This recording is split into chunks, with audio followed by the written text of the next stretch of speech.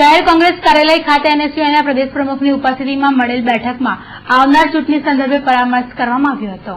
દાંડિયા બજાર સ્થિત શહેર કોંગ્રેસ કાર્યાલય ખાતે આજરોજ એનએસયુઆઈ પ્રદેશ પ્રમુખ આદિત્યસિંહ ગોયલના અધ્યક્ષ સ્થાને યુનિવર્સિટીમાં એનએસયુઆઈના સંગઠનને વધુ મજબૂત બનાવવા વિશેષ બેઠક કરવામાં આવી હતી, જે બેઠકમાં યુનિવર્સિટીની vice president Anil Shukla, Vadodara NSUI પ્રમુખ હિતેશ દેસાઈ સહિતની ઉપસ્થિતિમાં યુનિવર્સિટીમાં આવનાર ચૂંટણી સંદર્ભે જરૂરી પરામર્શ કરવામાં આવ્યો હતો। આજે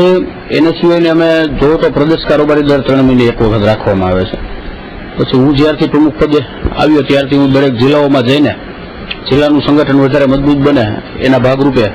દર વખતે એક બેઠક યોજતો હોઉં છું। આની અગાઉ વડોદરાની અંદર ઘણી બેઠક મેં પણ યોજી છે અને ખાસ કરીને આવનારું જે ઇલેક્શન એમએસ યુનિવર્સિટીમાં આવી રહ્યું છે તો તે બાબતે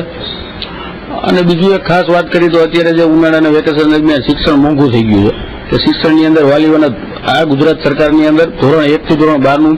કોઈ ફીનું ધારાધોરણ નથી। પુસ્તકો કયો કે શિક્ષણ કયો કે ડોનેશન કયો દરેક ફી વર્ષે ને વર્ષે વધતી જાય છે, પરિણામે આર્થિક બોજો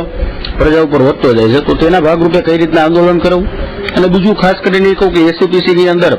જે વડોદરા એનએસયુએ એક 10 દિવસની સારી એવી લડત આપીને એ નિર્ણય કરાવ્યો તે બદલ એક તો વડોદરા એનએસયુનો ખાસ આભાર માનું છું અને આવનારા દિવસોમાં કઈ રીતે લડત ચલાવીને કઈ રીતે આવનારું ઇલેક્શન જીતી શકાય તે બાબતે આજ બેઠક યોજવામાં આવશે।